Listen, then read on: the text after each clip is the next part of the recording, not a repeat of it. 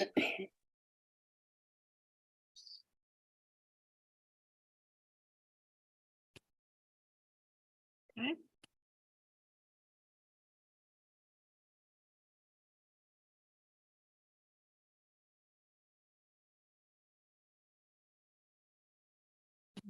Waiting for the page to come up. It should pop up in a second.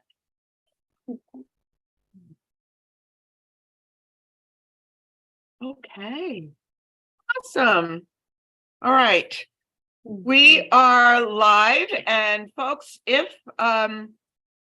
you're here on Facebook and you've joined us, just let me know in the in the comments, or if you're on Zoom, let me know in the chat that you can hear us and that you can see us and so forth, and then you can put some of your questions in the chat. So I'm just waiting to see if anybody jumps in and comments. But what we can do while we're waiting, Sharon, thank you for joining us. This is going to be an exciting conversation, because we've already started talking before we went live, and I said, oh, we have to get our conversation on the record because there's so many fascinating things. You are you are a doctor of occupational therapy, so you work with the body and the mind and the energy connection, and how all of those things have to come together. So I know in the interview that we did for the summit, we talked about co-regulation and how important that is. But there's another area that I want to talk about with you today. And if people have questions, they can jump in and ask them. But you work with somatic consent. And for people who may hear that term and go, what is that? Well, I have no idea what that's about. So before we talk about it, can you just kind of explain what somatic consent is, how it applies to us, and how it could possibly apply to our dogs as well?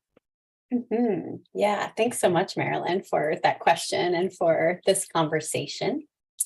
Somatic consent means listening to the body and practicing moving through activities or decisions or interactions while listening deeply to what's going on inside me and picking up on the nonverbal cues that are coming from the other being that I'm interacting with, and also taking account of the environment, what's going on around us that might be contributing to how I feel, whether or not I want to do something, or the feelings of the other being.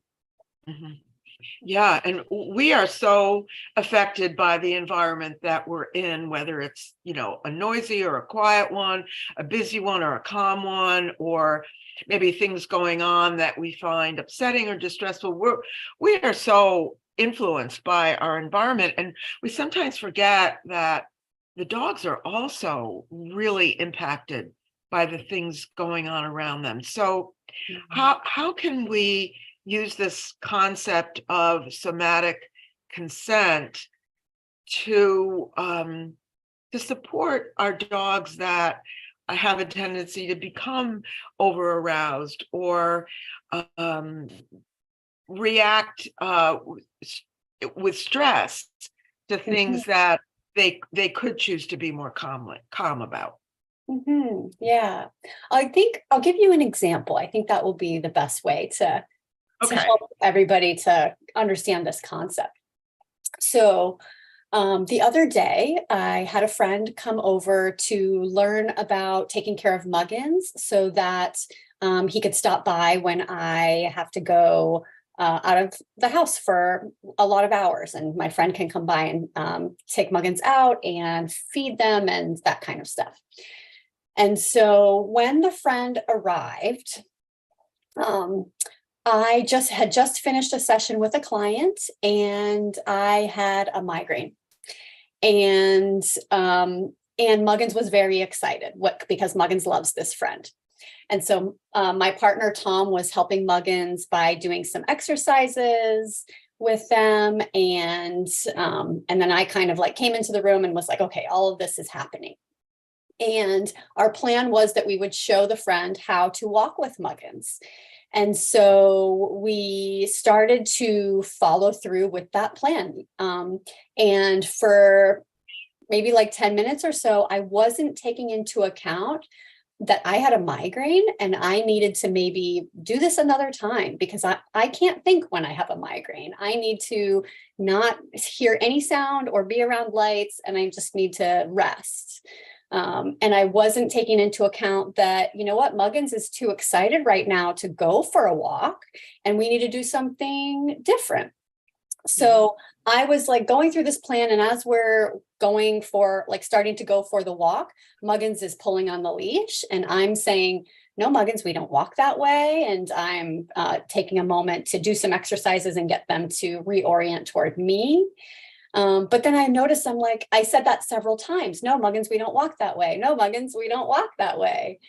And if I had not stopped and listened to what I was saying and listened to the pain in my head and listened to Muggins's reactivity, then I would have gone for this walk and Muggins would have been pulling, may have pulled me into the street or toward another dog, or in any event, would not have properly taught my friend how to walk Muggins in a safe way. So I ended up going like, you know what, we're not going to go for a walk. We're going to go in the backyard and do something else. And that's what we did. So the somatic consent piece is really recognizing that, okay, I had this plan. I was saying yes to this idea and this activity, but things changed in my body. My needs changed and Muggins's needs changed. And so we needed to change the plan. Yeah, that's a great example. And we don't often listen to that.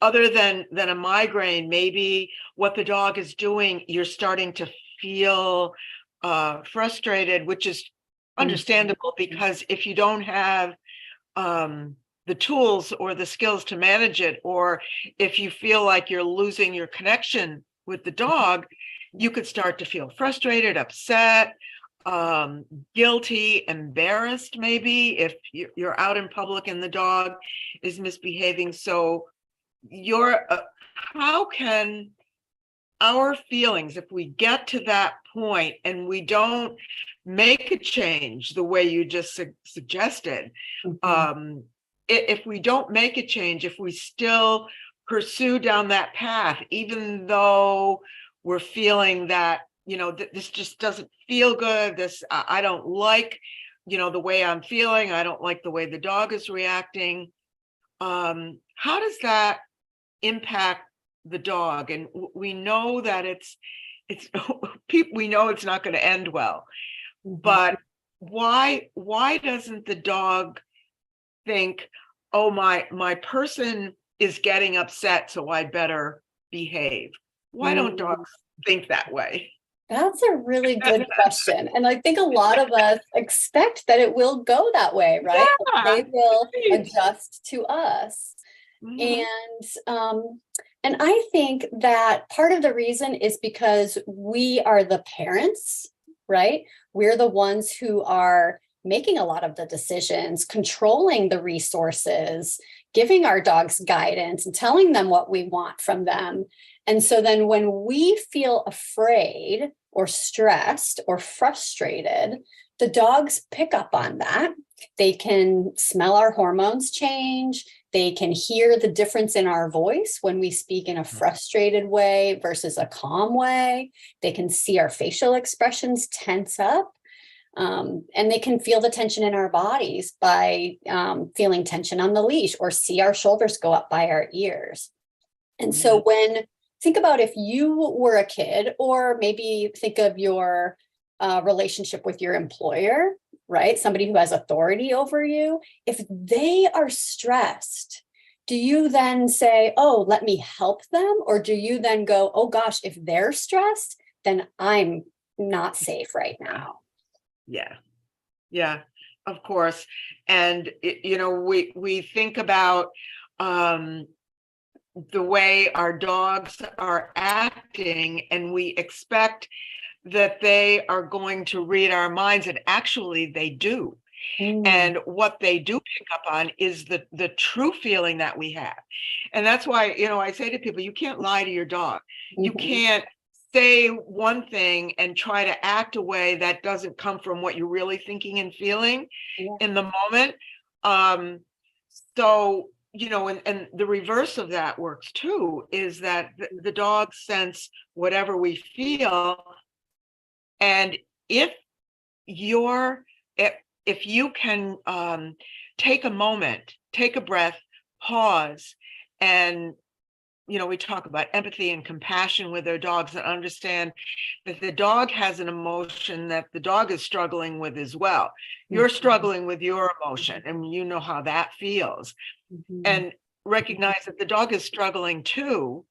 So instead of being, working in opposite directions from each other, thinking, why can't you do what I want? And the dog is thinking the same thing. Why can't you do what I want? I want to go over there, so I'm pulling on the leash. Or you're making me a little nervous. You're making me a little scared because of the way you're acting. I don't like that. That's making me feel a little afraid. Maybe I should go away from you instead of coming toward you. So can I jump I in? tell people, talk to your dog. Go. So as we're exploring this concept, we're talking about a lot about, like, why isn't the dog thinking about changing their behavior, right, in response to us?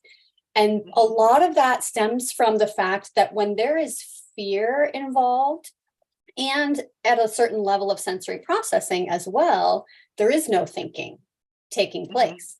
Because when we are experiencing a sensation from the environment, that information goes to our brainstem first, which is not the thinking part of our brain. It's the part of our brain that does reflexes and automatic functions and involuntary things. So the body shifts automatically without thinking in response to how the environment feels. So our dogs cannot look at us and go, oh, you're feeling stressed. And then they can't think about adjusting because their body is already responding to this feeling that the environment is not safe. Yeah, what a great explanation of why the dogs don't do what we think they should do.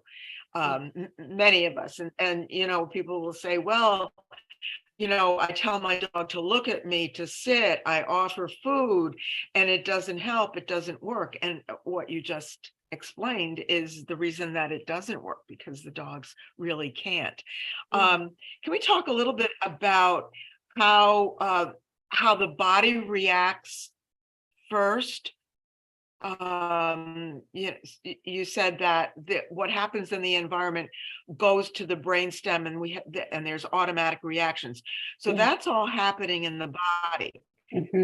We don't, the dog doesn't say, oh, that looks scary to me, I should be scared, and then the body feels scared. It's actually the other way around, isn't it? Yes. So can we talk about that a little bit? So our nervous systems are designed to help us survive, and some threats in the environment need to be responded to reflexively or automatically so that we can survive, right? So think about a sudden noise, maybe a loud sudden noise that's happening behind you that has kind of like a low rumbling sound. Maybe it's somebody dropped something, or a car starts all of a sudden. And if we look at that evolutionarily, hearing a loud, low, sudden rumbling sound in the environment could be a predator. And we need to just get away from that as quickly as possible. We can't look and go like, oh, what is that? Oh, maybe it's a lion. Oh, because if we're going to do all of that thinking, the lion's already got us, and that's the end of that. So we just need to go, and our bodies know that. So our bodies hold a lot of wisdom about what could be a potential threat and what could be a potential benefit. And they just shift into the state that is best suited for surviving whatever that threat might be. Yeah. What are some of the ways that dogs let us know that they're feeling a threat and they need some relief from it? The one thing that comes to mind, because you just mentioned low rumbling, is when a dog growls. And so many people tell me that the dog growled and they scolded and reprimanded the dog. Don't you dare growl. And, my answer to that is don't ever punish a growl. So how are some of the ways that dogs will let us know that they're feeling that, that fight or flight thing, like there's something scaring me and I need relief from that fear? Yeah, there's a lot of subtle ways, and these are all nonverbal cues, right? So we can explore the ways the body responds. So with Muggins, if Muggins feels like there's a sound outside or something, they heard something outside and it might be a threat, then they will start to lift up, right? Get alert. Maybe their ears go forward or they close their mouth, right? And you'll see the eyebrows kind of like, what is that? And they'll lean forward, maybe. They want to know more about it. So they go to the window and the tail is way up high and maybe there's a lot of tension in the body, okay? And then the way that they sound, the way their voice sounds, right? There's all different ways voices can sound. So we listen to how loud is that sound? Or what's the pitch or the frequency of that sound? Or maybe what's the speed of the barking? Is it bark, bark, bark, bark, bark, bark, bark? Or is it bark, bark? So like we're listening to all of these different changes, and every dog has their own way of expressing how they feel. So it's really about getting in tune with your dog and recognizing these patterns over time so that you can understand, oh, when this happens, my dog looks like this or sounds like this, and that indicates that they are afraid. Yeah, and if they are showing some kind of fear, whether it's through their behavior or their voice or any of the things that you just described, what's the best way for us as the dog's parent, advocate, caregiver? What's the best way for us to support that dog and not make that feeling of anxiety or fear worse? Because we can make it worse or we can make it better. So what's the best way to handle that? Yeah. Well, initially, when you're seeing a behavior, any behavior is information for you about what's going on. So if you could recognize the feeling, you can name the feeling. Oh, you're feeling scared. Oh, you're feeling excited. Oh, you're wanting to get closer to that because you want more information. Or, oh, you're overwhelmed. You don't know what to do. And I also like to add a thank you, just to remind myself that whatever's happening, however overwhelming or distressing it is giving me information. And just taking that pause to go like, okay, you're feeling afraid. Thank you for telling me. That initiates my pause so that I can go, oh, let me take a deep breath and let me help my nervous system get into a place where I can think. And then I can help my dog in whatever way is necessary, which usually depends on like what's going on in the situation and what does the dog need and what's best for that individual. Yeah. And the thing that I want to point out to folks is that when you said to your dog, when you like named the feeling, I see you're upset, I see that's bothering you.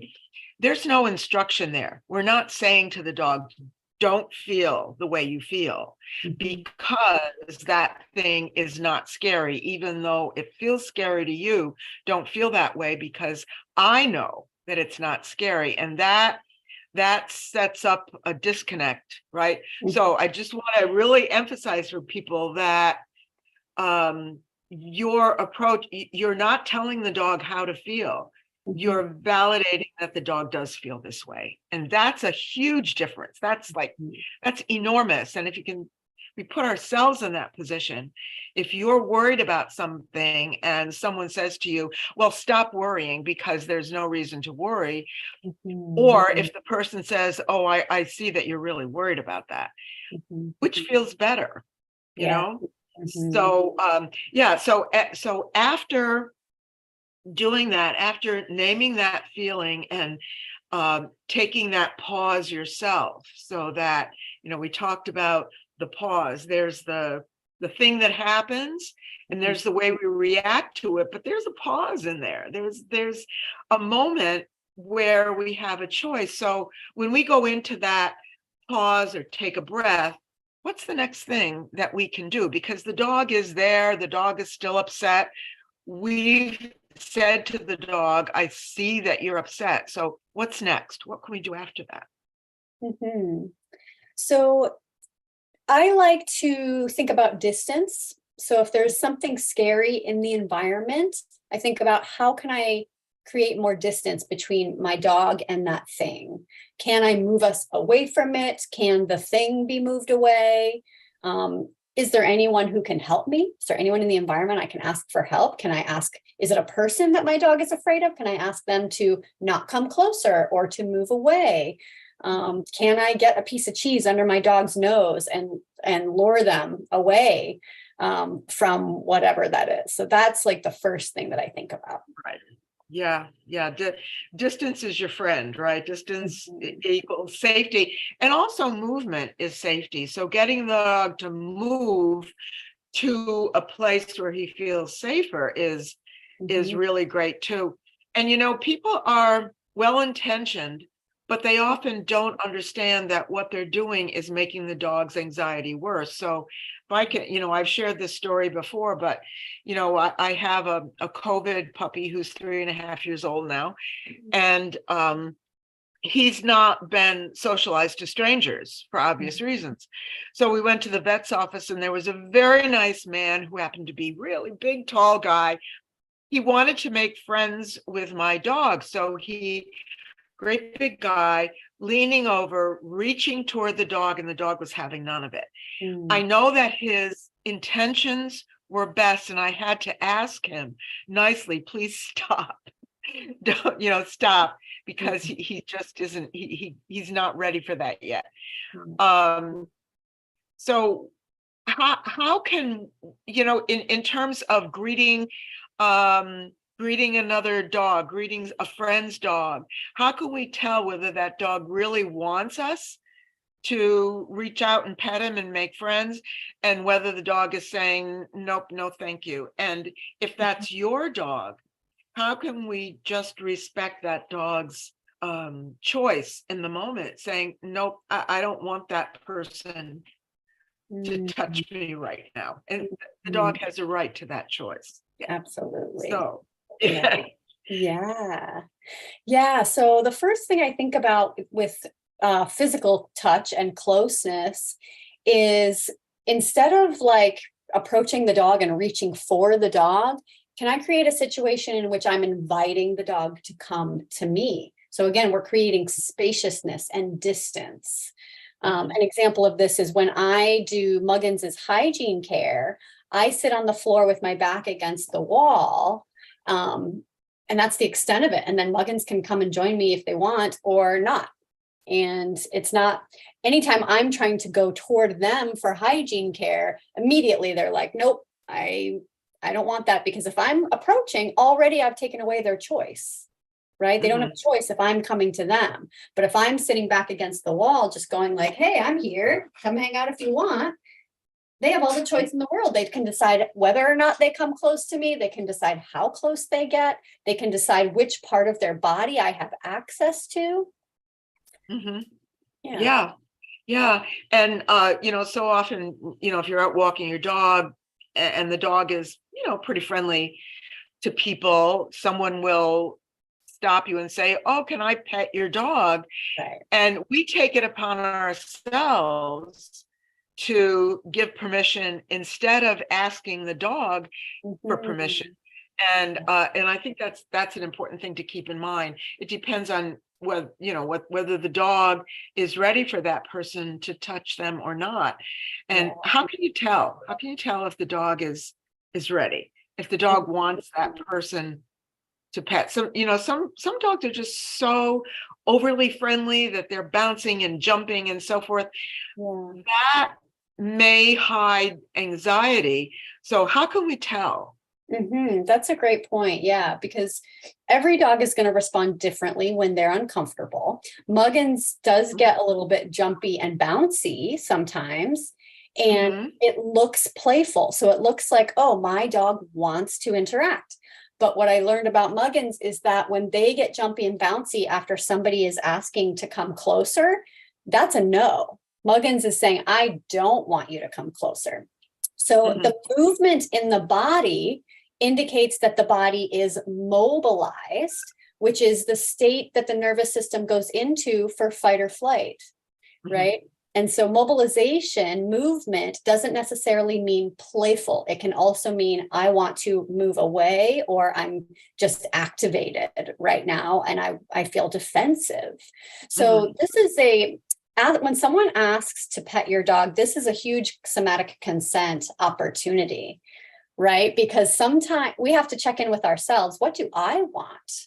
And then we also have to check in with the dog. What does the dog want? And a lot of the time, because of how we're socialized in our society, we will say yes to the other person, even when our dog clearly doesn't want it, and even when we clearly don't want it. And the reason people tell me they say yes is because they don't want the other person to feel bad.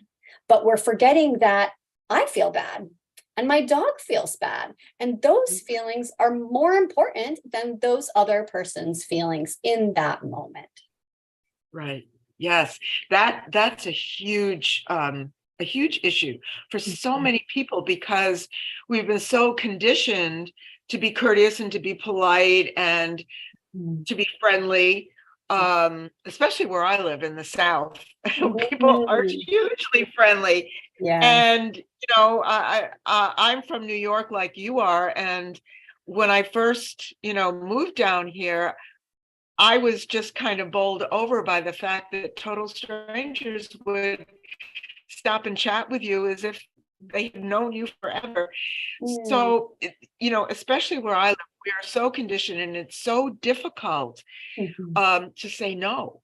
Yeah. When somebody says, "Can I pet your dog?" and to check in with yourself, to check in with your dog, and to say no, it's Yeah. hard. So, Mhm. what are some ways that you can do that so that it doesn't feel bad to you? And also, you don't want to make the other person feel bad. Is there a way to have it be a win-win so Mhm. that the other person doesn't feel bad and that your dog doesn't feel as if they have been deprived of their choice? Yeah. Yeah. It's really complex. Um, One thing to remember is that we cannot control other people's feelings. I have no responsibility to do that, and I can't. So, regardless of what I say and how I say it, that person is going to feel how they're going to feel, and they might feel uncomfortable. And that is okay. That is for them to deal with. I don't have to be responsible to that. And the second thing I keep in mind is that my relationship with my dog is sacred. I need my dog to trust me. And my dog is not going to trust me if they're saying no and I'm saying yes. And if I break that bond and break that trust, my dog is going to be more reactive because now they have to speak up and say no louder because I'm not saying it. And that might have a ripple effect into other areas of our relationship that I'm not accounting for in that moment. So if you can prioritize your relationship with your dog and their ability to trust you, and recognize that the other person is responsible for their own feelings. Yeah, that beautifully said. And I think that it's hard to do, but it's all about priorities, isn't it? Yeah. And sometimes, some choices are hard, but Mhm. we have to make the choice that will serve our own interests the best. And I think that's a very important point to kind of sink in, that we are not responsible for other people's feelings. Mhm. We're not deliberately going out of our way to be offensive. We're just taking care of the dog that needs us. Mhm. And I think, what you said about if the dog can't trust us to speak on his or her behalf, then they're going to feel that it's their responsibility to do it, and they're going to get more reactive and Mhm. more difficult, more emotionally distressed. So we can prevent that by Mhm. just being more responsive to our dogs. So that's such an important point to keep in mind. And I guess it kind of goes back to what we discussed in your interview, which is live today. And I have a feeling a lot of people might be watching it right now. Mhm. What we talked about, co-regulating with our dog, and that kind of the thing that's been underlying everything that we've been talking about so far is this concept of co-regulation. So can we Mhm. go back over that a little bit and explain why that is actually the answer that is going to have the most impact on our dog's reactivity, rather than some of the more traditional approaches that we know don't get good results at all, like training the dog to do certain tasks.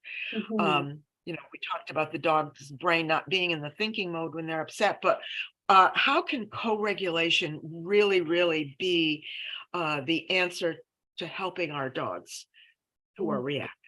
Mhm. Yeah, so nervous system regulation means shifting from one state to another state. And we have Mhm, three states. One is mobilized, that I talked about before. That's our play, movement, fight or flight state. We also mhm, have immobilized, which is rest and digest. So we sleep, we relax in this state. We also have freezing in this state. So, like deer in the headlights kind of response. And mhm, then we have social connected. We have a state in which our brains are turned on for thinking, and every part of our body that we need for talking and listening and connecting to another person is turned on. And mhm, so co regulation means doing something with another being that helps both of your nervous systems shift from one state to another. And I think about that shift first as being, how can we shift from feeling afraid or unsafe to feeling safe? So maybe we're not changing which state we're in, but we're changing our perception of whether or not we are safe. And mhm, so, as the parents in the relationship with the dog, we have a responsibility to teach them how to shift their nervous system state and to take action to establish an environment that feels safe to them. And so, mhm, if we're thinking about behavior in that way, and we're not thinking about obedience commands or training a specific thing in a specific situation, then we're able to communicate with the body, and we're really able to attend to the dog's feeling and perception of safety, which is a foundation for being able to implement training tools. yes. Yeah. And the training is all well and good, and education is important. Mhm. We're teachers, we know that.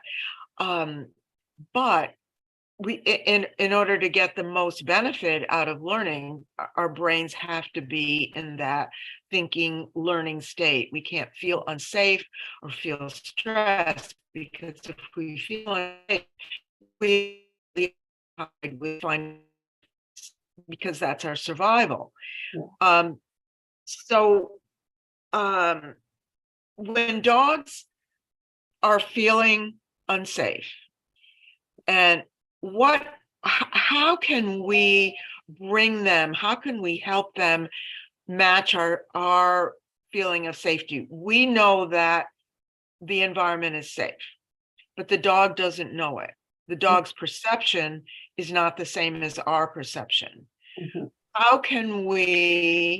What can we actually do in that moment to help the dog feel a change perception of the environment, that it's not unsafe any longer, that it is safe? How can we help the dog with that? Mhm. Yeah, well, some of the things that we can do are adjust the environment, right? Adjust the type or amount of sensation that is coming from the environment. So, so like sometimes my partner and I are watching TV in the evening, and Muggins will hear a sound on the television that they don't feel safe about, and they'll wake up and go to the window and start barking. And so the first thing that we do is turn the volume down. Okay, so if we can reduce the intensity of that sound or eliminate it entirely from the environment, then Muggins is going to go, oh, okay, I guess it was nothing.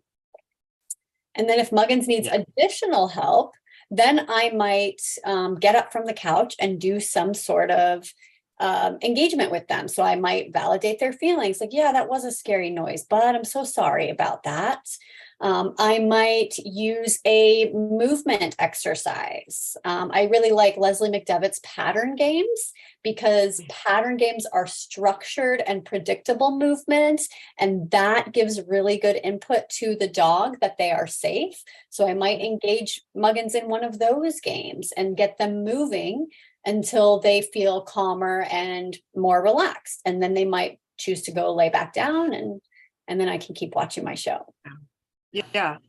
So it's taking the time to address the feeling in a supportive way, instead of just trying to squash it, because you don't squash emotions, they don't go away.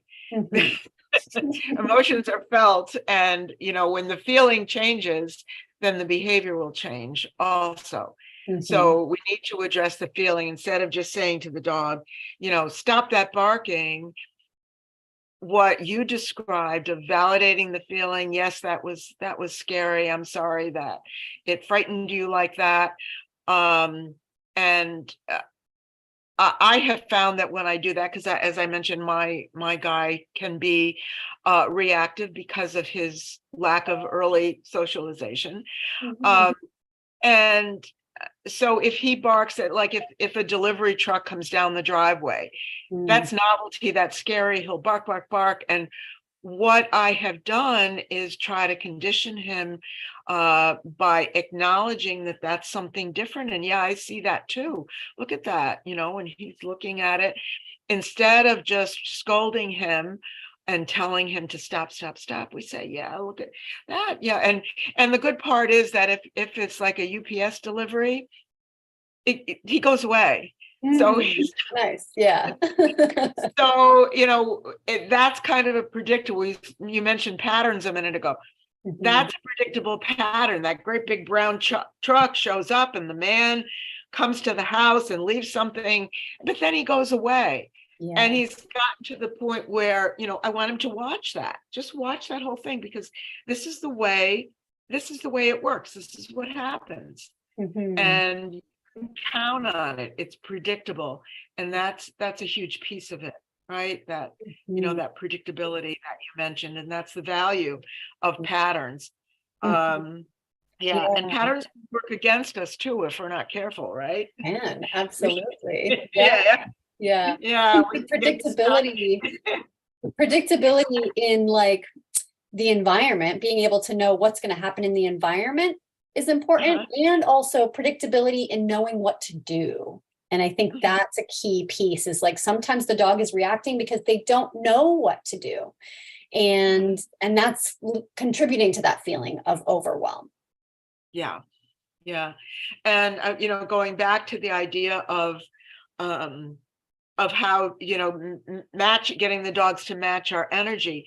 I have found that in situations like I just described, that when I start talking to him and I'm describing what's going on, yeah, I see that big truck out there. Oh my goodness, look at that. He's going to bring us something. Isn't that nice?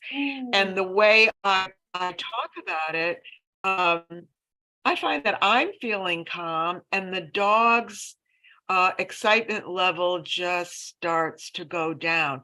He's still alert and he's still watching, which is fine.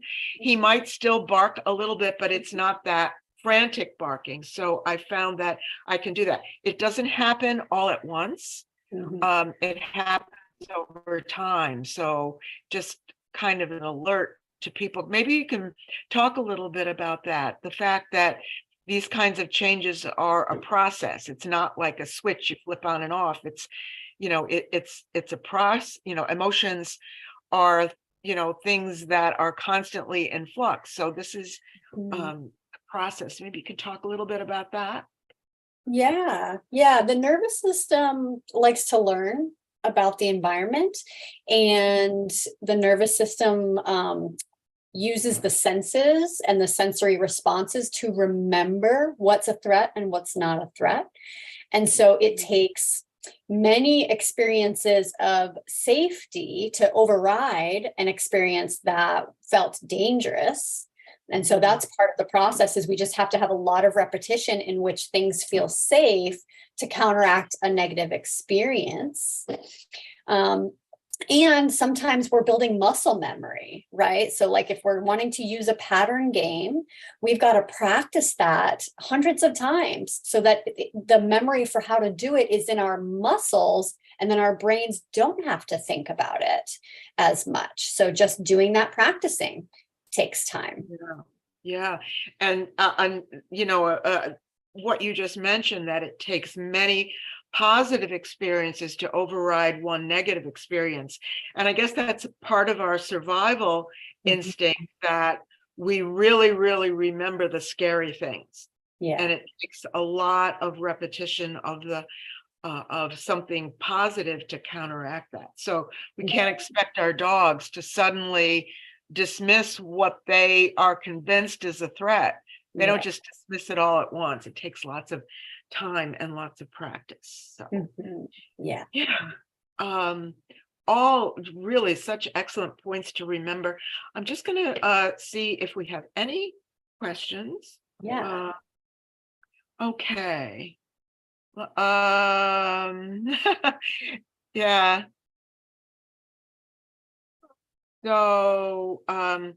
So I have a comment from Stephanie Zickman. Hey, Stephanie in New Zealand. So glad to see you. She says, yes, I resonate with this as well. And this is she's responding to Trisha, who mentioned the importance of movement. She affirmed, yes, movement is safety. And Stephanie says, when we allow dogs the opportunity to move around the grooming environment, the stress decreases. And for anyone who doesn't know Stephanie is a wonderful consent groomer who brings dogs into her grooming practice and brings them into a state of calmness. So they're always giving permission for any procedures. So you can check out Stephanie's, you can look her up online. She's got a lot of wonderful things. And Sue, my friend Sue, and my sweet little friend Farley, her wonderful golden retriever, mentioned storms as being an issue for Farley. So Sharon, is there anything that you can suggest? Because that, a phobia of storms, thunderstorms, or just the whole sensation of storms is real scary to dogs. You can have anything that you can suggest that might be helpful to Sue and to other people who also have dogs that are a little concerned about storms. Yeah, storm phobia is it's very complex. It's more than just the sound of the thunder or the rain.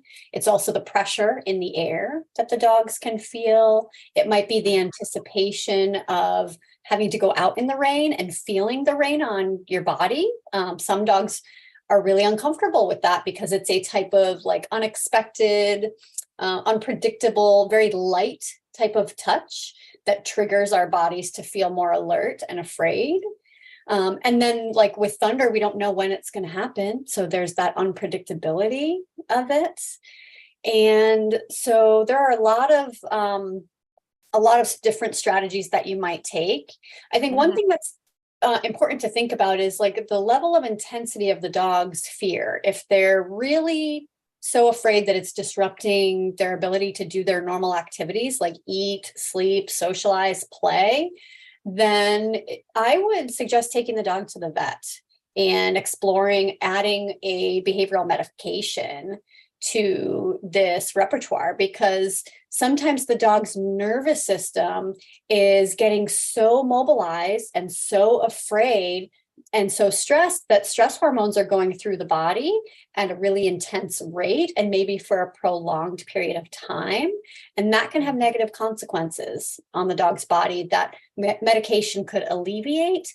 And medication could also help to sort of reset the neurochemicals in the nervous system that help your dog shift out of that state more easily or remain in a social connected state for longer periods of time that would allow you to make more progress with other types of interventions, like perhaps using a thunder shirt to apply pressure, or using Leslie McDevitt's pattern games to explore play and movement while a storm is happening. Or if you're using a desensitization with like recorded thunderstorm noises, you might need some behavioral medication to facilitate that process.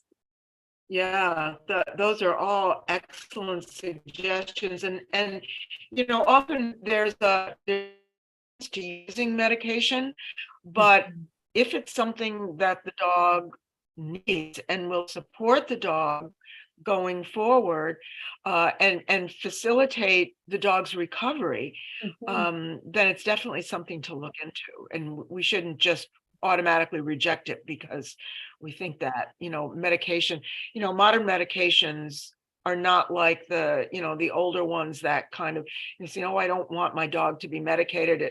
It's going to change his personality or something like that. Yeah. Medications are much, and I agree. Discuss it with your veterinarian, and then follow up with that. So Diana has a question, Sharon, and she might be speaking for a lot of people. And she says this: my trouble is I go spiraling with my boy and I can't seem to stop. It doesn't help either of us. How can I begin to change this? I'm curious, Diana, what you mean about spiraling. If you feel comfortable to give any more specific details, that would help me to answer your question. Yeah. When I'm spiraling, the way I think about it for myself is like I'm maybe stuck in my head, maybe like really perseverating on a mistake that I made or something maybe that's coming in the future that I want to plan for. And I'm so stuck in my head, I'm not realizing what's going on around me. And then maybe I'm having a lot of negative self-talk, which is causing me to be more and more tense and stressed. And so one of the things that I do is I've started to use that getting stuck in my head as a cue for me to stop and change my behavior. And so I might use an affirmation. Okay. So I might hear a negative self-talk like, oh, I shouldn't have done that. And then I'll go like, oh, nope, that's a cue for me to stop and just say to myself, I'm doing the best I can. It's okay to make mistakes. And also to build practices into my daily routine for me to find moments to just sit and tell myself that affirmation, or breathe, or practice yoga, or give myself some deep pressure input. So doing something every day as a practice will help you to be able to access it easier in those moments where you're stressed, and then finding ways to cue yourself to alert you that, oh, I'm doing this thing again. I need to stop and do something else. Yeah. So it's just a sense of becoming more aware. And I guess it goes back to that pause that we talked about. You get the feeling, and then you said that's a cue. You've taught yourself to recognize that's a cue. So okay, so Diana did put an example here, and she said, he's frightened and I'm frightened, and we just keep going down this track together. We are both panicking, and yet no thinking is happening for me to access any of the strategies I might have been able to use. Yeah, that's so stressful, and I can relate so well to those moments where both Muggins and I are stressed, and it's just like, where do we begin to find our way out of that? And I think if we're thinking just about that moment, then it's really like tuning into yourself. You can't help your dog until you get the care that you need. So sometimes it's going like, okay, it's okay if my dog keeps barking at that thing for a moment, if I'm inside the house. If we're on a walk and my dog is barking at something, I'm just going to go home. So maybe it's like, I don't know what else to do. I'm just going to go home. Or if it's inside the house, I'm just going to let my dog bark. It's okay if they bark, and I'm going to take myself to a quiet room and do some breathing, and letting yourself off the hook for having to have control in that situation, because you can't, and that's okay. We can't control everything, and we need to sometimes acknowledge that and give ourselves permission to just step away from it for a moment. Yeah. Good advice. And emotions are not the same as thinking through things logically. So yeah. And Diana says thank you. You're welcome. Oh, okay. Well, I have another thought for Diana that might be helpful. Okay. Yeah. You were just saying we can't think our way out of emotions, but we can talk to the body through sensation. So Diana's describing a really intense moment, and so some intense sensory input might be helpful to get you out of your head and into your body. So that might mean getting an ice pack, holding it to your chest, or putting it on the back of your neck. It might mean doing a forward fold, so bending over and being upside down for a moment. It might mean going to a wall and putting your hands against the wall and pushing with your whole body to try to move the wall away. So something really intense like that, or a smell, like some people will carry like lavender or citrus essential oil and smell that really bright or really floral scent to sort of snap the body out of this panic and get back into feeling yourself. Yeah, great. Well, great suggestions, and so easy to do. I mean, it's nothing very complicated, but and what I'm finding, and it's true with us, and it's true with the dogs too, that the simple answers are sometimes the best. Yes. And we don't have to overcomplicate things. So yeah, those are great suggestions. I'm going to try that when I get frustrated with my computer. There you go. When I feel like taking a hammer to the computer, yes, because I'm doing what I want. I'm going to do that. I'm going to go get an ice pack instead. Yeah. Great idea. Awesome. Okay. So Sharon, so we're just about at the end of the hour. I want to thank you so much for jumping in and joining us for this live stream. And I think you've given some of the folks some really, really priceless advice. And if they haven't yet watched today's interview with you, they can jump into the site and go ahead and watch it. And the links are in the email that you all got this morning, if Mhm. you're registered. So, and there's still time. If you feel, if you're suddenly feeling FOMO because you're listening to us and you're saying, oh, I'm not registered yet, you can still do that. There's links on this page. You can go ahead and register. And you'll get to watch the interviews. So there's more to come. It's only Monday. We have a whole week ahead of us. Mhm. So Sharon, thank you. Thank you so much. Thank you for Mhm. participating in the summit and for sharing your wisdom with so many people. We have folks from all over the world logging in and watching these interviews. So hopefully it's going to be life-changing, I think, for a lot of folks. So thank you Yeah. so much. Mhm. And